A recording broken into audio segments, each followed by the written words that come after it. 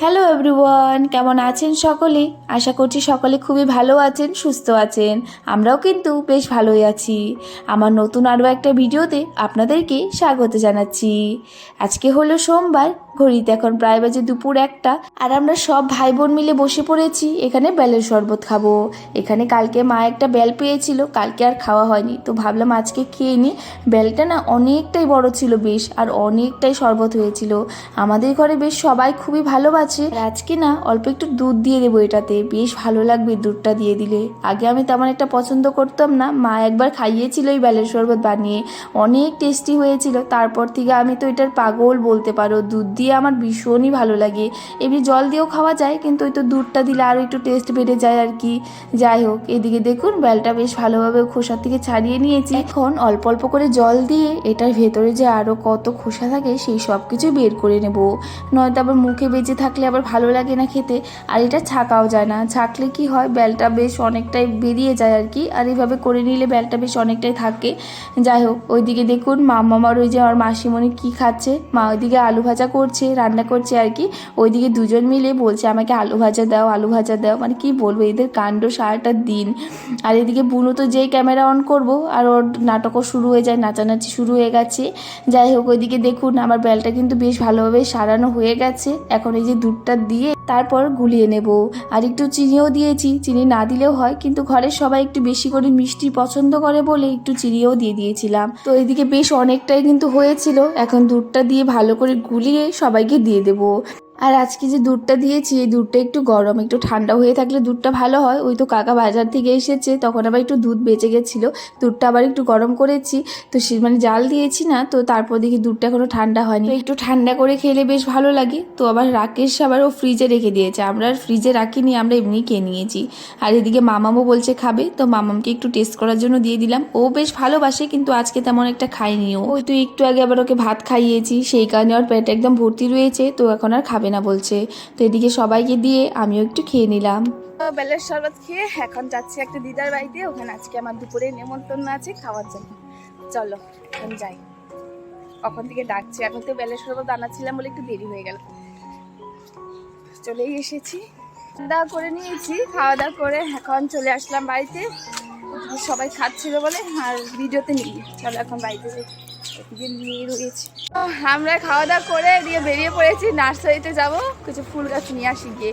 এদিকে তখন বায়না ধরেছে, আর এদিকে এই দুটো যাওয়ার জন্য পাগল হয়ে রয়েছে। এই যে এখন ততনও কান্না করছে।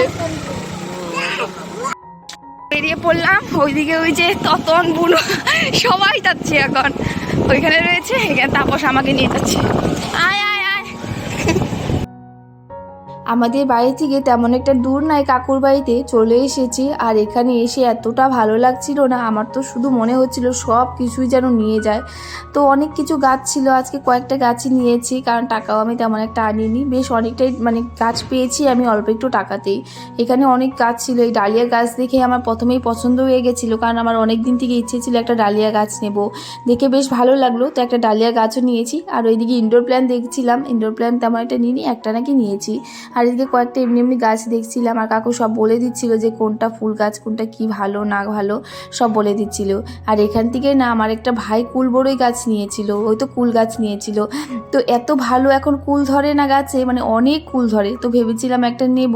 তো বেশ অনেকক্ষণ দেখাদেখি করার পর এই কয়েকটা গাছ নিয়েছি, আর আমার পছন্দ মতোই গাছ সব নিয়েছি। এখন আর বললাম না কি কি গাছ নিয়েছি, পরে একদম ঘরে গিয়ে যখন লাগাবো তখন সবাইকে বলবো এটা কি গাছ নিয়েছি।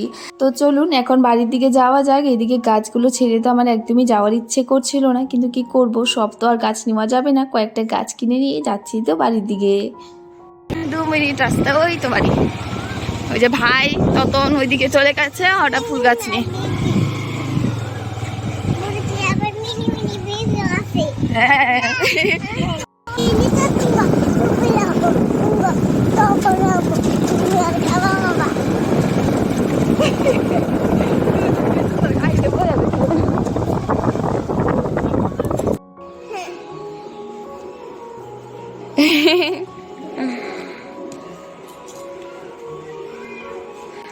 তো ফুল গাছ এনে এখানে বসে রয়েছি, এখন কাকা এসেছে, কাকাকে বলবো ওই যে গোবর টবর সব মাটি সাটি পেকিং করে দিতে। কালকে আমি বাড়িতে নিয়ে এই সব গাছ আছে ওখানে গিয়েই লাগাবো, নয়তো আবার পিপিতে যাব তো এইসব নিয়ে যেতে একটু অসুবিধা হবে সেই কারণে।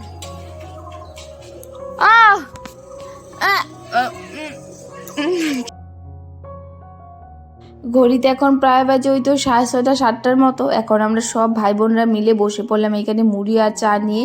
এদিকে আজকে আমি চাটা করেছি আর মুড়ি ভেজেছি, তো চিড়ে ভেজেছি আর কি, সব কিছুতেই ভেজেছি না। দেখুন সব একসঙ্গে নিয়ে বসে খাচ্ছে, আর এদিকে টিভিও দেখছিলাম। এই ঘরটাতেই বসলাম, এই ঘরে এখন আর কেউ থাকে না, এই ঘরটা আগে মা বাবা থাকতো, এখন আর এই ঘরে শুধু এই তো সাইকেল বা হাবিজাবি কিছু রাখা হয়, যেই সব আর কি কখনো দরকার পড়ে সেই সব জিনিস, ওই তো স্টোর রুমের মতো আর কি বলতে পারেন। কিন্তু এখানে টিভিটা এই রুমেই আছে, তো টিভিটা কখনো বাবা এই রুমটা ছাড়ে না, তো বাবা এই রুমে এসে বসে টিভি দেখে। তো এই রুমটাতে টিভি দেখার জন্য আর কি সবাই আমরা আসি। আর এইদিকে মাও চলে এসেছে, মাকেও ডেকে আসলাম, তো মাও এইদিকে বসে আমাদের সঙ্গে আর কি মুড়ি খাবে।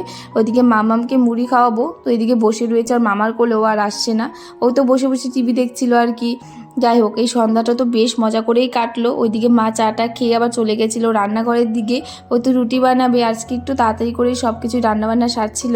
আর আমি ওইদিকে চাটা খেয়ে চলে আসলাম এই যে রান্নাঘরে মাকে দেখতে, ওই তো মার সঙ্গে একটু গল্প করতে, কারণ তো কালকে চলে যাব, আমার একদমই ভালো লাগছিল না। কিন্তু কি করব, ওই তো শ্বশুরবাড়িতে তো যেতেই হবে, দুদিনের জন্য মাত্র এসেছি না, তার জন্য আর কি আরও খারাপ লাগছে, মনে হচ্ছে আরও কয়েকদিন থাকতে পারলে বেশ ভালো হতো।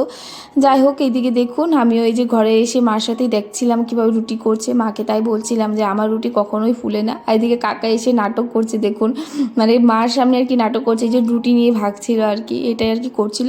আর এদিকে মাকে বলছিলাম তাই যে মা আমার রুটি কেন একটাও ফুলে না, বলে একটা টেকনিক আছে, শিখে যাবে আস্তে আস্তে। আর এদিকে আমি যেই মাকে বলেছি দাও আমি কয়েকটা রুটি ভেজে দিই, এসেছিলাম ভাজার জন্য, কিন্তু একটা রুটিও ফুলছে না। তারপর আমি সরে যাওয়ার পর দেখি বেশ কয়েকটা রুটি তারপর ফুলেছে, আমার হাতে কখনোই রুটি ফুলতে চায় না। আর এদিকে পিসা এসেছিল, পিসাকে এই যে দুধ রুটি দেওয়া হয়েছে, তারপর মাও আমাকে বেড়ে দিল রুটি, আলু ভাজি আর একটা তরকারি। তারপর আমিও খাওয়া দাওয়া করে নিলাম, খাওয়া দাওয়া করে ঘরে এসেছি, ভাই বলছে বিছানা করে দেবো, বললাম হ্যাঁ করে দে না, বিয়ের পর মেয়েদের বাপের বাড়ি হলো তাদের জন্য স্বর্গ। যাই হোক, আজকের জন্য এতটুকুই রাখছি, আবারও দেখা হবে নতুন আরও একটা ভিডিওতে, ততক্ষণের জন্য ভালো থাকবেন, সুস্থ থাকবেন, রাধে রাধে, বাই।